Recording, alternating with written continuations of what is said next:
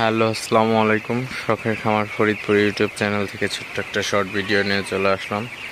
তো আজকে আপনাদের সাথে শেয়ার করব যে বৃষ্টির দিনে আসলে মুরগিকে কিভাবে পরিচর্যা করবেন। তো ভিডিওটি কেউ স্কিপ না করে শেষ পর্যন্ত দেখবেন, আর চ্যানেলটি অবশ্যই সাবস্ক্রাইব করবেন, লাইক করবেন, কমেন্ট করবেন এবং শেয়ার করে অন্য ভাইদের দেখার সুযোগ করে দিবেন।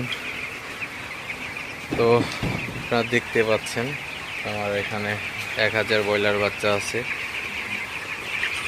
তো আজকে রাত থেকেই প্রচুর পরিমাণে বৃষ্টি নামতেছে। তো বৃষ্টির সময় আসলে আবহাওয়াটা কিন্তু একদম ঠান্ডা থাকে।